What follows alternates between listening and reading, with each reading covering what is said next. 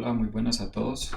Vamos a presentar este trabajo titulado Características clínicas y epidemiológicas del COVID-19 severo al ingreso al servicio de urgencias.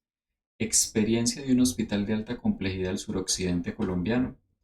Las personas participantes en este son Juan Pablo Arango Ibáñez, Paula Natalia Castellanos Niño, Jaime Andrés Quintero y quien les habla, Julio César Díez Sepúlveda, todos pertenecientes a la Facultad de Ciencias de la Salud de la Universidad ICESI de Cali, al Centro de Investigaciones Clínicas CIC de la Fundación Valle del Lili y personalmente al Departamento de Medicina Crítica y Emergencias de la Fundación Valle del Lili. Entonces, para hacer o a modo de introducción, la época post-pandemia aún persisten brotes esporádicos asociados a nuevas variantes de distintos grados de severidad en la infección por SARS-CoV-2 o la neumonía por COVID-19. El objetivo de este estudio es identificar y analizar los factores asociados con COVID-19 grave al ingreso hospitalario al servicio de urgencias.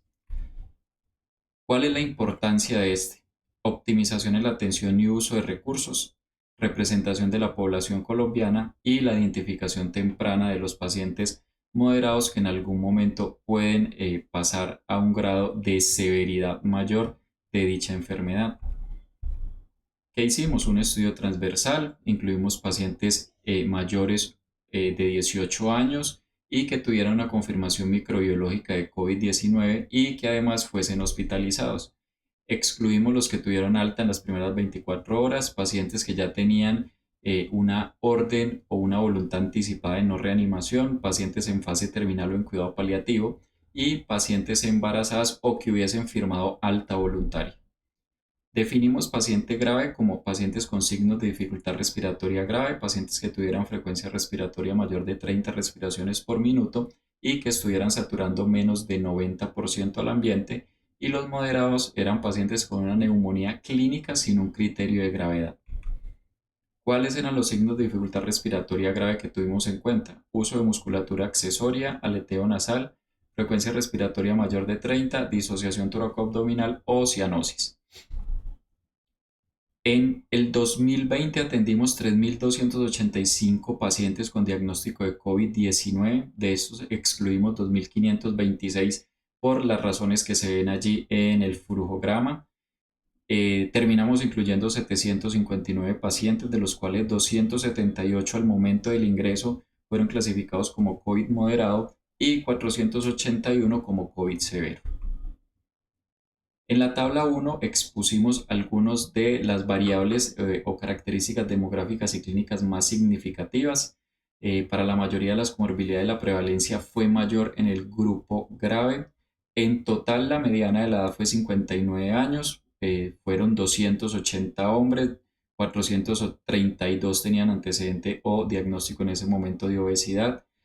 320 eran hipertensos, 167 padecían diabetes mellitus y 91 tenían enfermedad renal crónica.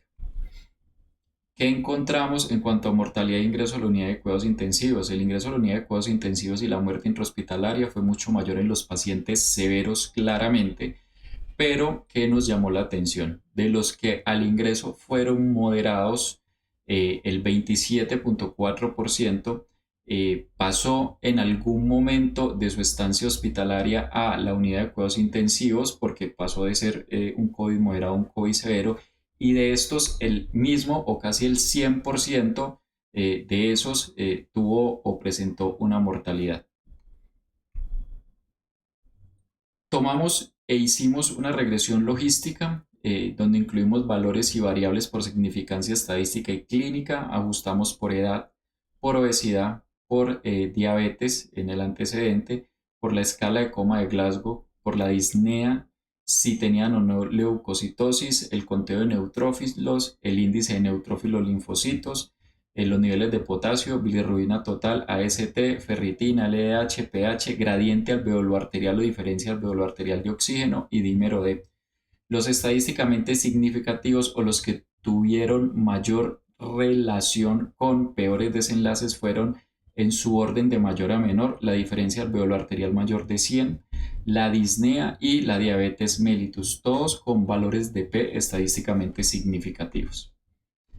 ¿Qué tenemos para decir en la discusión? Diabetes mellitus, dificultad respiratoria y gradiente alveolo arterial elevado fueron los que finalmente se destacaron por ser estadísticamente significativos en la regresión logística. Es esperable que las variables en relación a la parte respiratoria, como la dificultad respiratoria o el gradiente alveolo arterial, sean finalmente las asociadas en el modelo de regresión logística, dado que la clasificación de esta enfermedad se guía principalmente por el estado respiratorio. ¿Qué nos llamó la atención en este trabajo? Que en muy pocos trabajos al momento que se hizo estaba asociada la diabetes mellitus con peores desenlaces. Siempre era dentro de los antecedentes la obesidad o los pacientes hipertensos y encontramos que en la población de nosotros, que no es nada despreciable, la diabetes mellitus tenía una asociación con peores desenlaces bastante importante. En cuanto a la comparación con la literatura, estos hallazgos y otros se han asociado a peores desenlaces clínicos, sin embargo, se recalca su importancia al ingreso a urgencias. Se muestra la diabetes como un factor longitudinalmente asociado con peores desenlaces para la población que nosotros analizamos.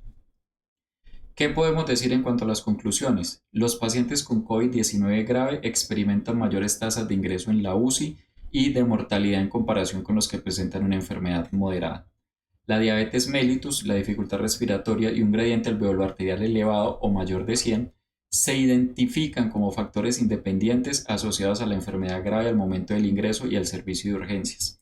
Las variables que indican disfunción pulmonar como la disnea y el aumento del gradiente alveolo arterial se correlacionan con la gravedad de la enfermedad, en gran medida porque las clasificaciones de gravedad tienen en cuenta predominantemente los signos y síntomas respiratorios. Aquí les dejamos parte de las referencias que usamos para esta presentación y para la descripción pues, en el artículo de este estudio. Muchísimas gracias a todos.